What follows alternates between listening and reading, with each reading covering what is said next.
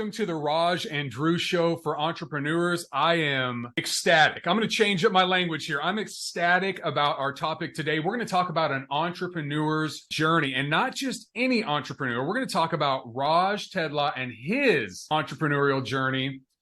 He started his company back in 2007, I believe, and you can fix all the numbers if I get it wrong, but in 2007, you started your company.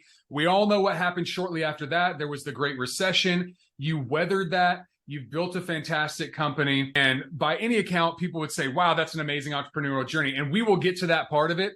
But from my perspective, your entrepreneurial journey really started back in 1989 with a phone call to your dad. So if you would start there with your entrepreneurial journey and just walk us through from that point into starting your company, and kind of give us that overview of what that process was. Phone call with your dad, 1989. What was said on that phone call? So I want to go back and give you a little bit detail behind the phone call as well. So if you go back and look at it, I came as a student here, and I don't come from an affluent family or anything else. So I landed with 1,724. That's what I land in this country.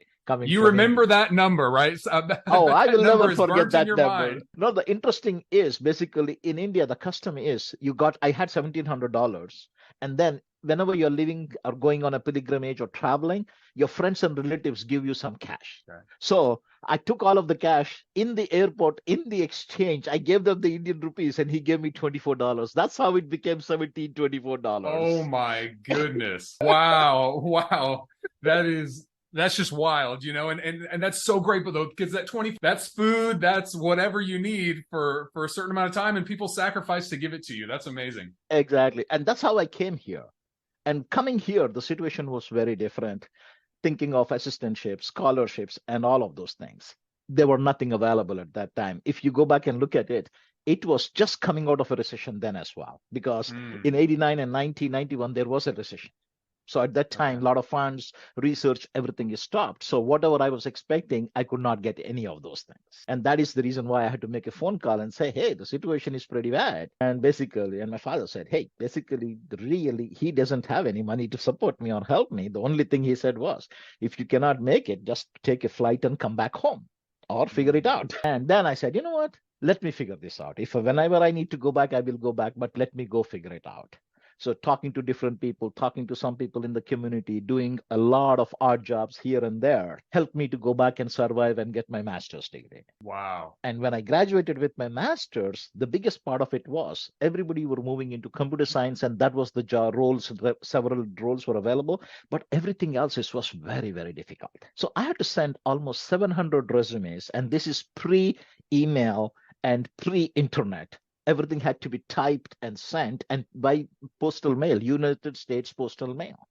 Wow. And my resume, because one of the local stores had a coupon and they said it was 1 cent a copy. So I went to them, used the coupon, and I went and got 1,000 resumes made because it was 1 cent. My goodness. And I sent 750 resumes before I got the first job. I did get my job, but it took me almost 2.5 months sending out 750 resumes. And in the library, I was telling everybody, what is that I need to learn about a job? And my librarian said, hey, that is a section with all the books about interviewing and job health. And he showed me. There were 27 books in that. And guess what? In the first 1.5 months, I read every single book because I thought something was wrong with me and I need to improve my skill to go back and get a job. Yeah. So how to write a resume, how to face an interview. I was doing anything and everything that was possible. Yeah. And finally, I got a job in Cleveland, Ohio, from Huntsville, Alabama. And then I was very, very keen on joining GE. I read the book, Control Your Destiny, If Not Someone Else Will. Okay. It was by a UCLA professor, Noel Tishy, wrote everything about Jack Welch. So the title caught my attention in there used to be a Borders bookstore. That is the store I saw the book. A very, very nice title. So I went back, pulled the book. It was so good that I finished the book in the bookstore. It's cheaper that way too. Exactly. I didn't have the money, right? And then basically I went back and I tried to apply for GE, and they said, without a green card, you cannot join GE. Okay. So I found a small company who was willing to take. So I worked with them basically for 3 years, went through the whole process through my work permits, immigration rules, everything else. And I finally got green card through my work visa. Nice. And guess what? Less than 60 days after I got the job, I was at the GE store step and I joined GE Lighting. Because Wow. all these years I was thinking about GE. How do I get in? How do I get in? I was following them. I was looking at what they were doing and stuff. And Jack Welch just introduced Six Sigma in GE. And fortunately for me, I knew a lot of those skills because of my association with American Society for Quality. Okay. So they called in, I think, about 250 people to recruit 10 or 15 people. I was among the 250 people. And I was the first one to get a job offer from there because I knew so much about the initiative. And that's how I joined GE. And basically, it was a great career, very, very tough to work with, a huge learning piece of it. But basically, working there for almost 12 years, 12 plus years, I rose to a senior VP level role in one of the capital businesses. Wow. So, and your background was in engineering, correct? Yeah, mechanical engineering. So my bachelor's was in mechanical engineering, and I saw that mechanical engineering and design was not a core strength of mine. I did not enjoy it much because I was more of a people person. Yeah. So I said, let me move it. And then I worked and got my industrial engineering degree in my master's. That way now I deal with people and processes and everything else. And that really helped me. Nice. And then basically I went back, joined GE, and within a few years, I went back and got my MBA as well. Yeah, yeah. And all of this, when I was working on this, always I had one thing in the back of my mind that I wanted to be an entrepreneur. Initially, I didn't know where I wanted to be and what kind of an entrepreneur I want to be. But the more I grow and more I learned, the story behind my life came back. Yes, my grandfather was in a small village in India, and he was one of the richest guys across like 10, 15 towns there. Wow. So he used to have so much money, wealth, everything else. Yeah. And he had 6 sons and 5 daughters. And by the time I thought I had a lot of kids with 5. That's 11. I'm not great at math, but I can do that one. Yes, exactly. And what happens is all of those people, when they inherited everything else, really lost 99% of the wealth they got. So by the time our generation came, we were really like even lower middle class or lower than lower middle class because the group above us could not take care of it. So the first generation really understood the luxuries of it, but they didn't know how to learn and take care of things. And I always, in the back of my mind, said, why, how much wealth was lost and why? Yeah. So that was a question, but I never knew about it. And never knew that I was so passionate about it. And while I was working from GE and I was helping in GE in 2001, when I came to Connecticut, there was an initiative called Business Link. And Business Link was an initiative between different companies. And it was started by Al Gore, who was the vice president then for US. And he said, hey, minority, woman-owned businesses, they really need some help. And the best way to do it is if I can get the sponsors from the big companies to go back and share their best practices. Okay. So I was the representative from GE Capital in Stamford to go back and be part of it. So that was my first exposure to small businesses and entrepreneurship. Nice. And when was this? When was this in your journey? So this was in 2001. Okay. Wow. So what a year 2001 was. Yeah, basically it was during all of this September 11th, everything else. I was working with people and I was helping with it. Again, a big recession and a big challenges and stuff. There's a theme. There's a theme to this already. Recession when you get here, recession when you're launching out in entrepreneurial exploration. My goodness. But Drew, fortunately there, I was getting my paycheck from GE and I was okay. Exactly. They were king of the hill. Yes. And what I was doing is I was working with this mentoring. So you have a 1-year relationship with a small business owner. It can be a woman-owned, a minority-owned, or whoever it is. So every year you get one person. And I learned a really good business sense there. And like there was one young lady, she was losing a lot of money every day. She inherited the company from her parents. And she was losing a lot of money. So with my role, I helped with some. But I said, you know what? I need to get somebody to look at the finance. So I asked one of my finance guy, hey, can you come and help with this? And in less than a couple of months, we can go back and show her the roadmap, how to make it profitable. So we changed a little bit of the product mix, how she goes with the product piece and her pricing. All 3 were completely changed within 2 months. And guess what? She saw the first black month within 6 months after we started working there. Now, with these, when you're working with these companies, I know you said Gore had this idea, hey, if we take the big companies and we kind of get the best practices pushed down into these smaller minority-owned and woman-owned businesses, we can help them. How did you? Because there's a difference between big business and small business, How did you kind of translate the information and understanding that you knew from your years at GE and this larger company into the small business mindset? Was that something that you just kind of knew intuitively from your family history, your grandpa having the entrepreneurial mindset? How did you translate, or was it easy? Was it very easy to apply? No, it was very, very difficult. That's the reason why a lot of smart people within GE would not work, because in GE, in a corporate world, you're working in depth and you're working in silos. You really don't have the breadth. Whereas in entrepreneurship, you have the breadth, because you need to be learning everything. You're wearing multiple hats. Yeah. So two things that really helped me. My passion came from is I was always thinking behind my mind saying, what drives these entrepreneurs? Why does businesses fail or pass? Because of my grandfather and the family history. And to answer your question, I was a master black belt. I was an outstanding problem solver in the company. That is what I was trained for. So when I went there, I said, I would not go back and say I'm coming as an expert, but let me use my Six Sigma toolkit to go back and understand what your problems are. That was the reason why I could go back and help and understand things much better than any other executive, because they might not be trained in those toolkit. So for me, it was a little more easier because I started with asking the right questions, understanding and defining what the problem was before getting into a solution. Yeah. Well, I think what also helped you is your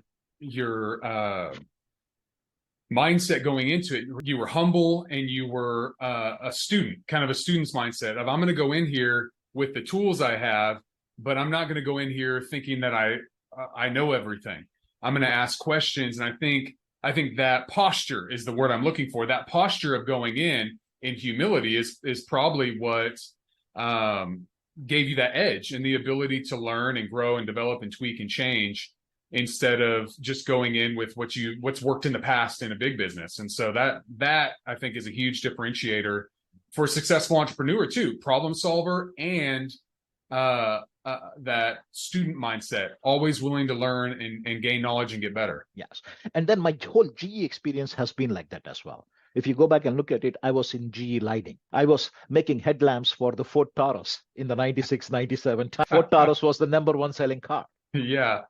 Then I moved to GE aircraft engines, and I was looking at supply chain and aircraft parts and how do you maintain the parts? How do you keep inventory of parts? Because FAA mandates, if even one flight is flying with your engine, the parts have to be maintained. It is 35 years old or 40 years old. So managing all of that inventory, managing all the parts and everything else, how to do it. And at that time, there was a lot of private manufacturers coming in with aircraft parts to replace the OEM parts. Like any business that is there, right? So how do we go back and prevent this? So all of the supply chain and competition and challenge and analysis, that is what I learned from there. Then I went to commercial real estate and started working in commercial real estate and say, how do you go back and streamline your business operations and everything else? Then I went into equipment financing to look at how the whole financing world works. And then I went back and looked at small business loans for businesses as well, like financing tow trucks, small amounts, 10,000, 15,000. So each one of those experiences were very different for me. So that made me more agile and much more humble, because I had to learn a lot before solving anything. Yeah. And that whole mindset of working with so many different businesses in different things. Though I was working for GE, I was working for 7 different businesses within GE. And that was the other piece of it, which really helped me to go back and solve some of the problems. And even today, when people talk about me, I said, industry doesn't matter, because I'm not going there as a subject matter expert and with a solution. I'm going there to understand and define the problem first. Then the toolkit comes out. Yeah. And that is a huge difference when you're working with especially small businesses. So to story, the first 4 years, I had 4 different clients I was working with as part of Business Link. And in 2004, there was one client who said, sir, I've been waiting to be mentored by you for 3 years. I didn't even know that somebody was waiting for me. Then he came and said, this year I would like to be mentored. I said, the matching process somebody else is taking. He said, no, I won't really want. Then I spoke. I said, I have no problem. It doesn't matter who is mentoring, right? So the relationship became so strong in 3 years. So every year after that, he said he navigated and he got me as his mentor. So for 3 years, I was his mentor. He was $8 million in sales, and in 3 years we took it to 22 million. Wow. And the piece of it was, I said, I have a full-time job, so you can't expect me to come on Monday to Friday anytime. I can help you guys, but we can do this on Saturdays. So for his team, he said, anytime Raj is available, we work on Saturdays, and you can take any day off on the next week. And we did that for 3 years, and every single time everybody was in present. all the employees, all these leaders, everybody said, Raj is coming, we are coming. And he said, Raj, I have 3 different businesses. I want to build a 4th business. It'll be a great business. Why don't you working on Saturdays part-time help me to grow my business? You can really do a lot of things for small businesses. That is when the seed of the idea was planted in my brain in 2006. He said, I was still taking time thinking through everything else because I had to go back and make sure, because I was having a very, very cushy job, nice Yeah. money, bonus, everything else. Young children, you're married. Yeah. Yeah, everything, the whole 9 yards. Responsibilities. Mortgage, car payment, mortgage payment, the whole 9 yards. The American dream, right? Yeah. But after 2 years of thinking and planning and everything else, finally I pulled the plug and I said March 1st, 2008 was my first day in business with him. Basically, I went and joined and we made a 50-50 partnership. We started a new company. So this was March 1st. And fortunately for him, we had some of his already existing clients in other businesses. We approached them and we started off with a pretty decent kind of a thing. And basically 6 months later, everything changed. The businesses started failing. The whole financial crisis came. Yeah. It was a tough thing for me. So that was the first piece of it. And I did not know how to handle the crisis because I knew a big company crisis, but I didn't know a small company crisis. Second piece of it is basically in less than 12 months, the partner who was 43 years old had a massive heart attack and passed away. Oh my goodness. So you're looking at a business in a recession and a partner who bought in the customer, because I was more on the execution side. I was the guy delivering the value, problem solving and everything, but he was looking at sales. I told him, hey, I never done sales in my life. Yeah. And that is there. So now 12 months, everything was bad. Wow. And I didn't even know that part of the story, I feel like. My goodness. Yeah. So basically he passed away. And a few months later, my dad, who was very, very close to me, he passed away. Oh, wow. And 3 months later, a close friend of mine from high school passed away. So you're looking at almost 3 people in a span of 12 months. Yeah. So it was a big shock to the system. Yeah. In the middle of a recession, on top of it, you left the cushy job to start this business. And I bet it just feels like the world's kind of caving in on you at that moment. Everything's collapsing. How about, because I'm curious, I'm married, been married 21 years, and like the conversations with that, like I guess for somebody out there that maybe they're in a similar situation, they're listening to the podcast, they have a cushy job, they have the bug, right, to start their own business. What those conversations look like when you told your wife, hey, I want to leave this cushy job and go start my own thing. How was the response? So, basically we spent 2 years planning everything. Okay. It was not like just like that piece of it. And one of the things, basically, I and my wife, we discussed about it, and she was very supportive because she knows that, hey, we came to this country without anything. So she knows everything. Basically, we got married when I had peanuts in my pocket. Yeah. Same here. So that was not an issue and everything else. But what we went, because I had growing kids and everything else, one of the things she said is we need to have a safety net. So one of the things what we did, we save up enough money so that it would at least take 12 to 18 months of my expense if nothing doesn't work. Okay. So I think finally we had pretty close to between 18 to 20 months of cash that was required for all the basic, not luxuries, but basic stuff, everything that, so that lifestyle of anybody does not change. Yeah. So that was one thing I did to make sure she was comfortable and everything else. But unfortunately for us at that time, basically the recession continued beyond that piece of it. So that was not enough. And we really had to go back and struggle. And as an entrepreneur, we were all focused on big companies. And when big companies were firing left and right, laying off people left and right, the consultants are the first one. They don't even, nobody was even giving us an appointment. So many contracts written down on the contract were not even initiated. They would not even start. And that is where I would say, as an entrepreneur, you need to have the agility and understand what it is. So at that time, if you go back and look at it, I was doing a lot of it on change management and Lean Six Sigma. Those were 2 predominant services I was offering because I had such a rich history of all those things. And in the process, because of my hobby, I was learning a lot about HR and all the assessments that I use. Okay. Then I said, no, I need to go back and see where people are really working towards. So hiring and people and leadership development, those are some of the things which were very, very important because people wanted to hold on to some people who are very good technically, but they didn't have the leadership skills. And these people didn't want to stay because of that. So now they started looking at it. And the second, when the whole market was going down, you know who is the big spender at that time? It is the US Government. federal government. Yeah, yes, Yeah, exactly. absolutely. So I met somebody in a networking meeting and said, man, this is a good opportunity. So he was a government contractor. He's 100% business on federal, and his business was booming. Then I learned and said, oh my God, this is very, very good. So I Yeah. tried to do my own contracts, and I said, no, I cannot do it because it's a long cycle, a lot of work, and I didn't have the resources to do it. Yes. But I went after the tier 1 and tier 2 contractors to the government. And that is how I shifted and started going back and taking my skills and say, how can I serve them? Yeah. So like some people, they were very good in the technical side. They didn't have strategic planning. Because of my GE experience and everything else and how we do, I bought it, simplified that, started sharing that with them. So for the next year or two, I was doing it, but there was not so much business there. Yeah. It could not replace what I was thinking of and what I was planning to have. Okay. And then slowly things started coming out in basically 12. The biggest year was 2013. Okay. So slowly things started coming back and stuff. And the biggest part too, Drew, one of the things you mentioned earlier was the big company, the big mindset. Yeah. When I use the vocabulary, small business would never understand that. Yes. I remember going to a session and there were like 18 or 20 people. A friend of mine said, Raj, I'm going to call some small businesses. You will have 1 hour, go back and pitch. He was he's an insurance guy. So he had clients, and as a favor, he did that. Yeah. And I prepared so very well and did a great job, except for one who was a friend of mine from corporate world. Everybody was clapped very well, but they had no clue what the hell I was talking about. There's a lot of acronyms and different words that people who have worked in corporate. I've been in meetings with folks in small businesses, but folks who have a corporate background, and I've coached some of their teams, and they're like, I love my boss, I love our CEO, but half the time I don't know what he is saying because he uses all these terms that I've never heard of before. And it's true. It is true. And so that's amazing that you brought that up. But you kind of went over 5 years. You said 2013 was the best year.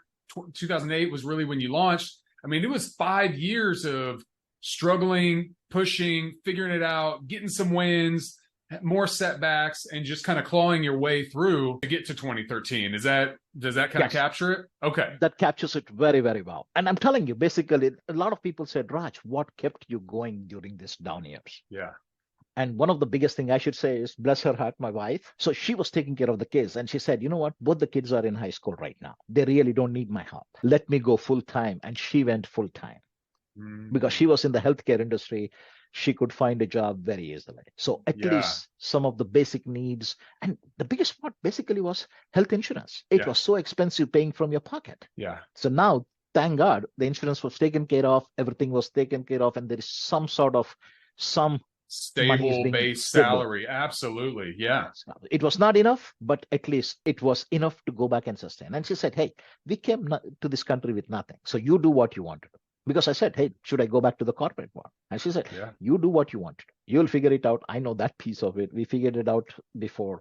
You do what it is and stuff. And that gave a new hope. And that's where a coach does, or a mentor coach, or an advisor, or your friend, somebody in your life. That is where I would say an entrepreneur should have that person in their life. Sometimes it is their spouse. Sometimes it is a very good friend. Sometimes it is a mentor. Sometimes it's a trusted advisor. It doesn't matter. But that is one of the reasons why I say you always need to have one of them. And the second piece of it is I stopped focusing too much on the money piece of it. I said, you know what? Let me become good at my trade. Let me become very good in working with small businesses. Yeah. Like I met a friend and then he said, Raj, I'm struggling with my business. I said, let me come. He said, Raj, I don't know how much you charge. I said, we'll figure out that later. Let me come and help you. Because I had time on my side, right? I was not busy. Yeah. So I started helping him. And through him, he said, Raj, I'm going for this deal with Citibank. I said, fine, let me come with you. And that way I was becoming very comfortable working with multiple companies. And the biggest part of it was I wanted to learn sales. Remember, I told you I have zero background in sales. Yeah. And fortunately for me, there was a mentor whom I was talking to. And he said, Raj, your mindset problem is sales. You're very comfortable talking to people. But in your mind, you're thinking that you're not a good salesperson. And he worked with me and changed my mindset. And he said, when I approach people now, I don't go there as a salesperson.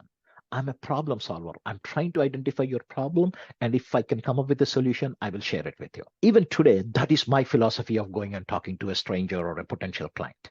I don't go back and say I have a sales pitch.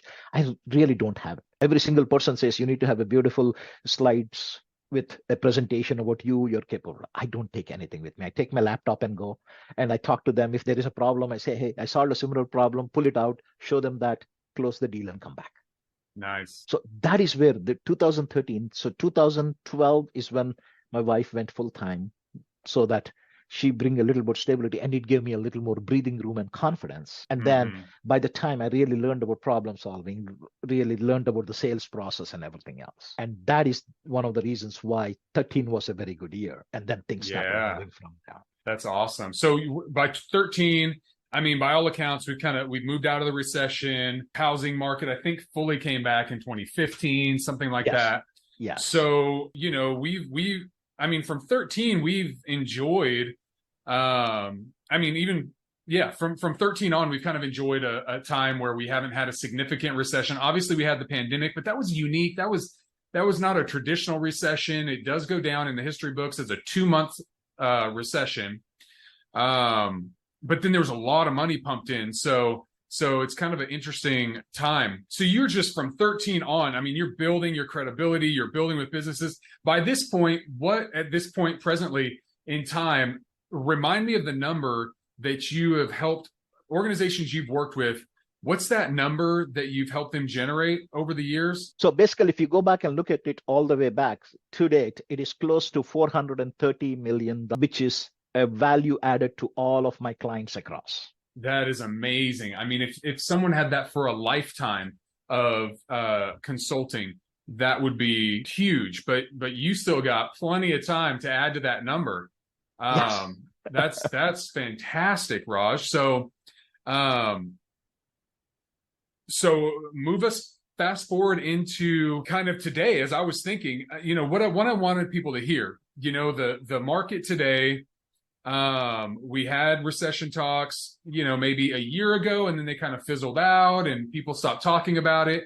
Well, it's back in the news again, right? We've had interest rate hikes for 18 months or so. You know, people are starting to feel the squeeze and concerns around consumer spending. We already know the commercial stuff. That's probably a whole separate conversation. And I didn't realize you worked for the commercial division with GE, because that's interesting what's going to happen over the next several months in commercial real estate. But that's not necessarily who we're talking to, right? We're talking we're not talking to them. Entrepreneurs out there. Maybe they got some space in a strip mall. Maybe they got a space in a commercial, you know, large commercial tower, but they probably don't own it. So they're not concerned about that. Don't have to worry about that. If ownership changes, who cares? But, you know, you have some great mindsets that you've picked up.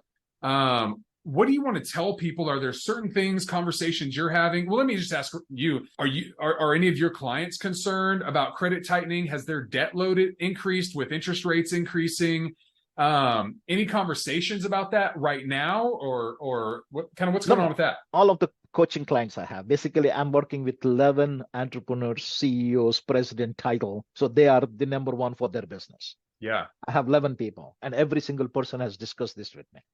Okay. But we are discussing that so that we can strategize and say how it is going to minimize the effect on their business. Yeah. So let me go back. I'm always a data guy trying to do analysis. I do a lot of secondary research, primary research, my own conclusions and studies. Yeah. So one of the things I have learned is when you have a recession business, there are about 20 to 30% of the businesses, they're growing much faster than any other business. So you're saying 20 to 30% of businesses during a recession are growing faster than the others? Yes. Okay. And so what are they doing, right? Yes, exactly. So about 40% of the people, basically, they're really sitting on the edges. They're sitting on cash, not making decisions. So indecision. So they're going, it's almost like a sailboat without the sail. So it is just flowing with the water. And then there is the other 20, 30% of the people, they're holding it very tight in the fear of losing it, and they really lose it. That is my high level talking to people, looking at some of the data about different sources and everything else. That's what I say. So say that again. So you've got this 20 to 30%. And you said they're going with the flow. They're agile. They're moving. They're navigating. Yeah, the 20 to 30% are investing. They're being aggressive about growth because they see an opportunity in the recession market. And then you have the other 40% of the people who are going with the flow, almost like, let us wait and watch and see what is happening. So they're really not making major decisions, but they're slowly treading along and saying they'll do the minimum that is required to keep going. Let us say I have a marketing budget of $1 million. Let us say that as an example. They will not spell the million, but they will go back and say, you know what, let me spend a 50,000 here. Let me spend 100,000 here. Let me spend a 50,000 here. And slowly they're treading and saying, what do I need to do? Yeah. Whereas the third, you have the bottom 30% of the people, they're holding it tight and they're stopping everything. They're laying off people. They're starting up strategies. They're stopping innovation. They're stopping everything else. So that is the landscape I have seen talking to different people and stuff. Like 2021 was a great example from a few years ago, right? A couple of years ago. Yeah. It affected a lot of businesses in so many different ways. So I remember one of them saying that, Raj, I'm really kind of frustrated that I can't make my goals and stuff. We looked at it, but this was a good cash flow rich company. They had pretty good cash. I said, how are we doing on cash? He said, fine. And then basically, thanks to the PPV money, they got close to $1 million. So that they need to repay in the next 20 years. So it was not too much worry for them. Yeah. And guess what he said? We looked at the 3-year strategic plan and said, hey, where do we need to grow? And what is our biggest weakness there? Then he said, we really don't have the talent we require. So they were going from stage 4 and 5, where we need to bring a lot of experienced talent into the organization. So this is a company that grew from 1 million to 20 million. And now this was the stage where they were working on and doing things. Then I said, let us go back and recruit. This is the best time to get the best talent available there, because he had sitting on cash. He bought them, and for 3 to 6 months, he really spent a lot of time developing the culture, teaching their products, services, and they were very comfortable. And they were learning in a very relaxed environment because they were not pushed for deliverables. They're not pushing, and they were doing the things. But this was done proactively. So they did the hiring in the March, April, May kind of a time frame, looking at it as soon as things started moving. And come November, what happened? Their market started opening up, and they were the first one to grab it, and still made their numbers in 21, because for 6 months they trained people and they had some great talented people. Wow.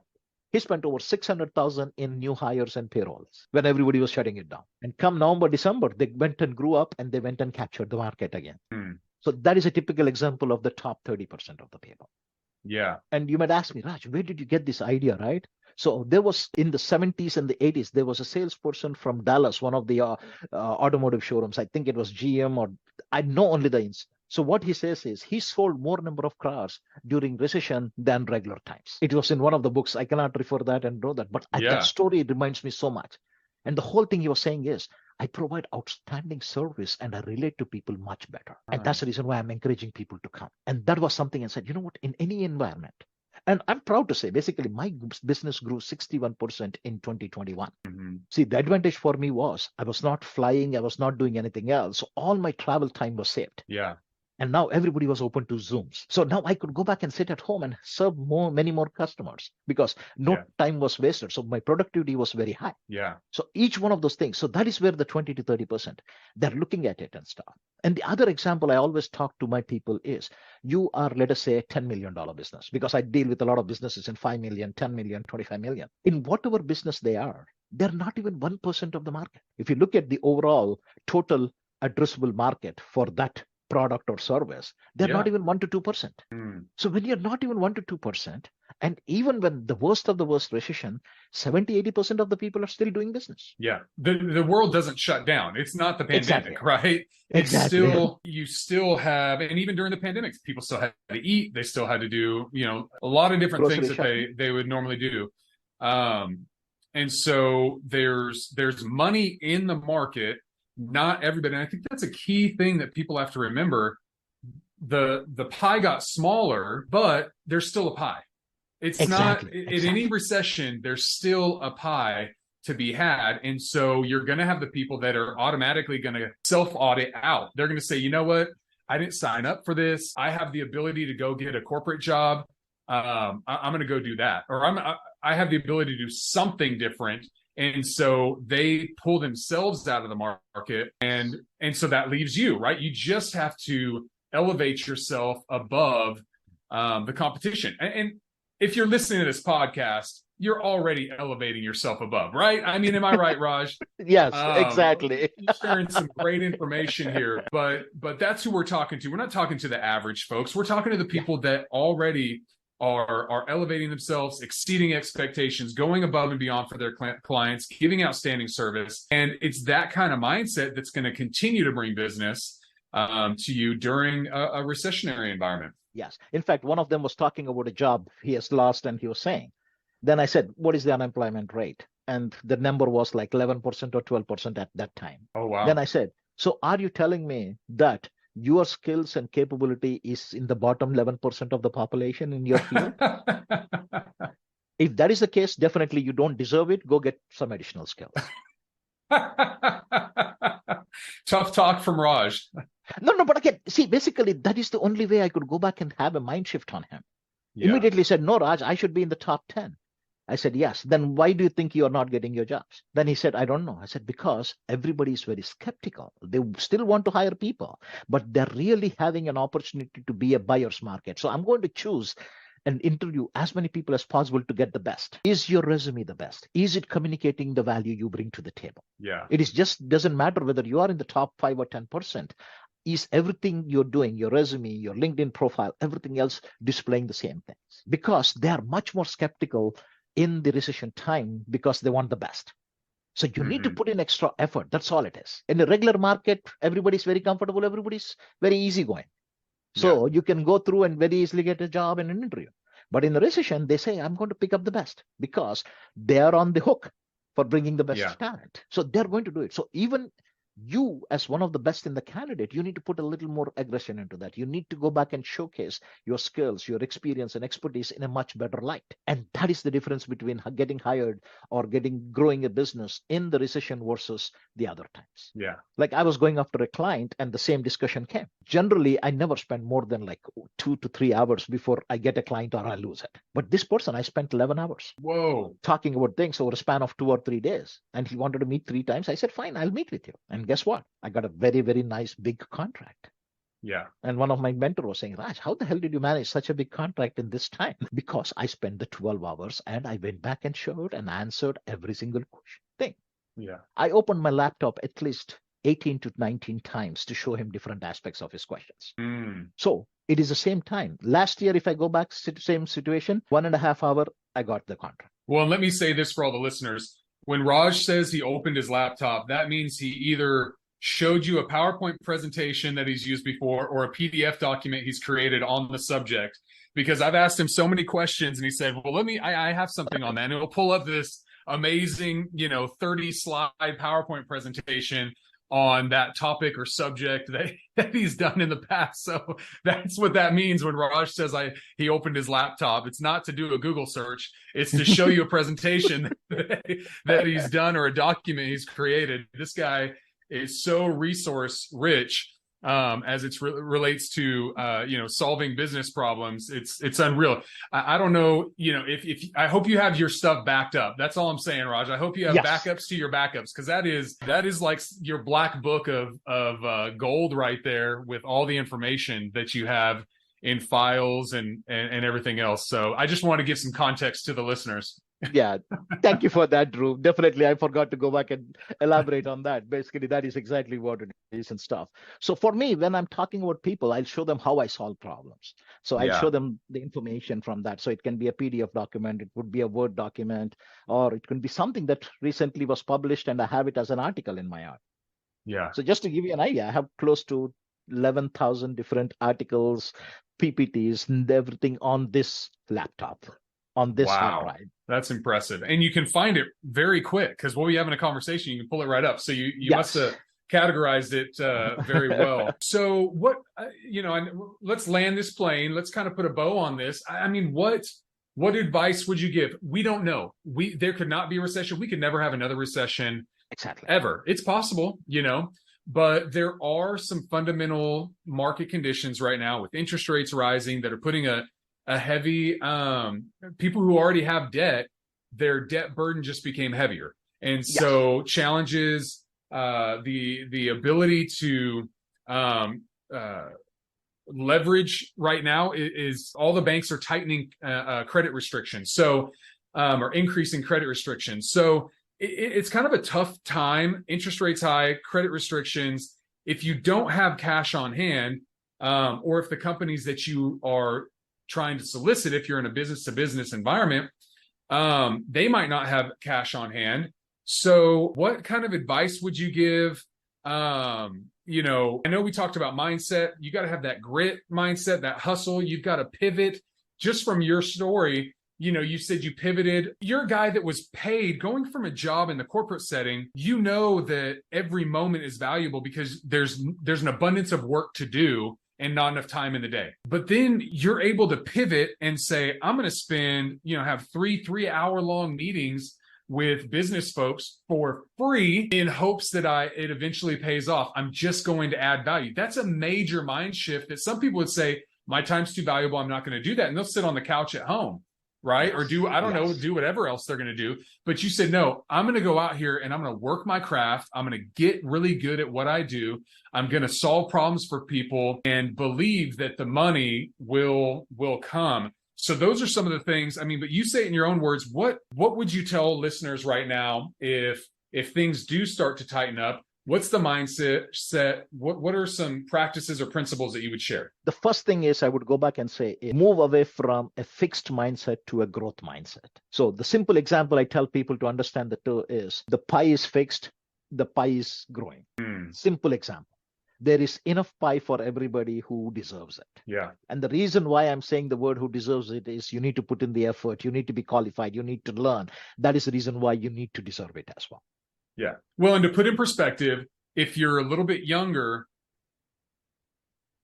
post-pandemic was not a real world. That there was a lot of free money floating in the economy for the last 3 years. And that money, that's another part of the conditions, is that money is drying up. It's been spent. It's been captured, by other organizations. And so it's the easy money isn't out there in the marketplace like it has been. And so now you really got to show the value, demonstrate the value that you bring to the marketplace. And the second thing I always use, my favorite statement from an entrepreneurship point of view, is learn, unlearn, and relearn. And to your point, the mind shift was, you know what? I was very good at the corporate world. But now today, I am not dealing with the corporate world. Yeah. I don't want to work with the corporate world. I want to work with the small business. So let me get comfortable with that. Because one, I was doing networking because providing free service, an hour there, 2 hours there, 3 hours there. Second, I was honing up my skills. I was honing up my problem solving skills, communication skills, business talk. I was doing a lot of those things. So it was still intentional. Yeah. I was doing a favor. That is what it appears on the top. But I'm really learning. And I'm learning basically in the thick of things. And some of them converted into clients. Yeah. And that was the biggest piece of it. And the other part of it is you go back and look at every single aspect of your business. You look at it from how are you doing your sales and marketing. You want to go back and look at it from your product and service offerings. You're looking at the target clients you have. So there is not one solution, but you're constantly going back and looking at it. What is that you're doing? And how are you doing it? If I would have forced and said, I would have stuck with my Lean and Six Sigma in 2009 and 10, I would have been in a job somewhere today because the market was so bad and I would have not found anything else. I would have taken a corporate job somewhere and then I would have been scared to come out again after that because of what the experiences was. The mindset would be, you know what? I better go and work because the entrepreneurship thing didn't work for me. So, but I started changing. I started offering different products and different services and everything else. So now I'm very, very comfortable to go back and talk to any small business person and say, hey, I can work with you on any side. If you want a strategy piece of it and transform that piece of it, I can do it. If you want the people side of it, I can go back and address that piece. If you want to go back and do a process piece of it, I can address that. I don't get involved with IT and too much of financial. I set up the metrics and talk to them, but I don't get into that piece of it because there's some wonderful, wonderful CPAs. Give them the instruction, they can do it. So let them do that piece of it, their core competency. And we only help them with the numbers and looking at the numbers and saying, how do we move things to make the numbers better? But each one of those things. So for somebody, it might be a product mix. For somebody, it might be a different service. For somebody, moving out from one kind of a target audience to the next. It can be one of those things, but keep on checking those things. Yeah. And that's where I tell people is, if you go back and look at it at good times, who are the most valuable clients you have? Yeah. And when it is a good time, you go back and if you loosely define it also, you're okay because some business or the other is coming. But in a situation like that, your target audience are the only people who will be very much focused on you. Yeah. Well, yeah. And I think just getting in the head of whoever your target audience is, because, for me in 22, I had mortgage companies that I was working with, right? And every single coaching conversation I'd have would be how interest rates went up in the last week, right? The mortgage companies had been easy money because everybody wanted to refi their loan. Yeah. And when that dried up and it's only existing sales, and then interest rates get to a point where existing sales and prices, current prices, price a lot of people out of the market, then only the best of the best survive. But the best of the best do survive because there's still going to be people every day that buy homes, but you have to get creative. You have to figure out, okay, who's buying a home right now? What situation are they in? Okay, it's going to be people that maybe got a new job. It's going to be people that are moving to a new area, people that got divorced, that now they have to sell a home, right? So you have to get creative and think, who are my target? What are they going through right now? And what are their needs in that time? If I were in their shoes, what would I need? And really dig into they're going through. And then, yeah, like you said, look at different industries. Maybe for some people listening, they're going to find some secondary businesses that are got some of the infrastructure, right? That infrastructure money that just came out last year, that's beginning to roll out and trickle out into organizations that have government contracts. Well, exactly. Those companies that have government contracts, maybe they need a subcontractor to fulfill some of the work. Maybe that's your business. So you need to begin to think strategically and say, hey, if we are going into this environment, who are the winners in this environment? Because I can tell you, this is an interesting number. For each 1% increase in unemployment numbers, higher education sees a 4.5% increase in student headcount. Wow, I didn't know that.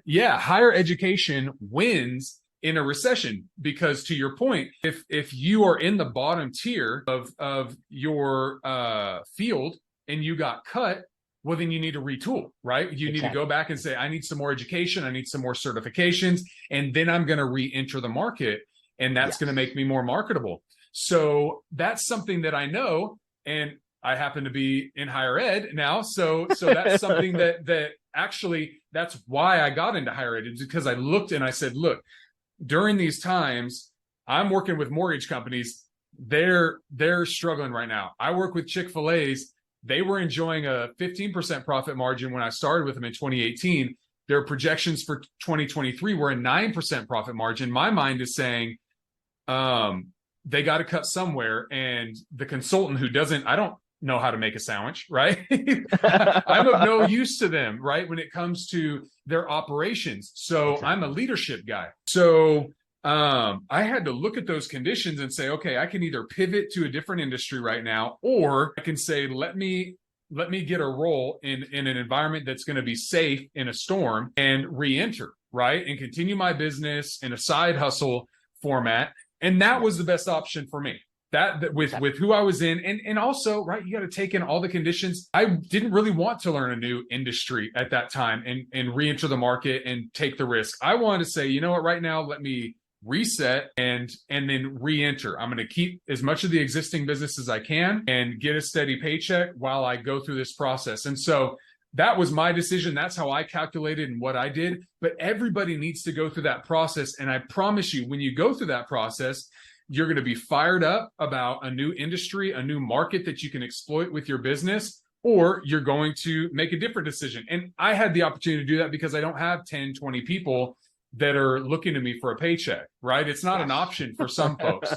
But heck, I know people who have had accounting firms that even during a recession kept their accounting firm running so their employees could stay employed. But then they went and got a job so that they could keep enjoy the lifestyle that they've had prior. So everybody has to think through that process and determine what is best, but you got to think through the process. You can't sit back and think that everything, how it's been going, is going to continue to go that way. And so that's something that I think everybody should take into account. Yeah. And Drew, that is the most important piece of it, is taking the time to think through all of this. That is what basically is summarizing it. And the second thing, the biggest advice I would give all the small businesses, entrepreneurs and stuff, is your sales volume is a drop in the bucket if you look at the total market. Yeah. So don't think of it that you cannot grow. If I'm a $10 million construction company, let us say in Connecticut, because that is where I live. Yeah. The whole Connecticut market should be in billions. Yeah. So $10 million is not even a rounding of error. Yeah. Yes, but like I told you, they will be very, very picky on who they go. The scrutiny, the evaluation, everything will be very tough because whoever is competing for the same piece of it. So the competition will be high. So evaluate yourself and say, how are you projecting who you are and how are you adding value, and bring reinforcements to go back and show that and showcase that value piece of it. That's good. That's good. You got to demonstrate. You got to showcase that value. Yes. That's fantastic. I think this has been just an amazing interview. I'm so happy that the listeners got to hear your story. Fits the context, the environment that we're in right now.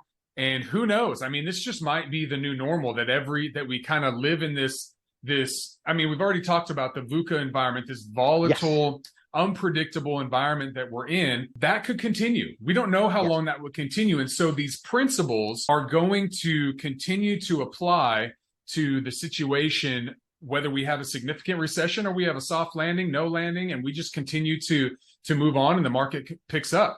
But it's good to consider and think strategically. Where do I want to be? How am I going to get there? And who do I need to surround myself, or what tools do I need to get there? So thank you, Raj. Thank you for being willing to share your story and your journey. I think it's going to inspire a lot of people, and it just adds so much more credibility to your journey and what you built over the last several years, from $1,724 helping organizations generate over $400 million. I mean, it's an amazing story, and thank you for sharing it. Thank you, Drew. It was a pleasure. I hope somebody's inspired and go back and build their American dream, because I'm living mine. Because Absolutely. That was the reason. When you come to US, one of the biggest thing the immigrants come is with the big American dream. Yeah. So I would go back and say I accomplished a lot of part of what an American dream would be. Absolutely. And you're not done yet. I'm not still done got yet. years Yes. and years of building. And so, yes. So I'm excited about that. Well, Raj, thank you so much. Listeners, thank you all for listening to this. The Raj and Drew Show for Entrepreneurs. It's been my pleasure to really just have this interview with you, Raj, and share it with the listeners. We'll see you next week on the next one. And I promise you, it'll be fantastic. Thank you, Drew. All the best for all the listeners. Please take action.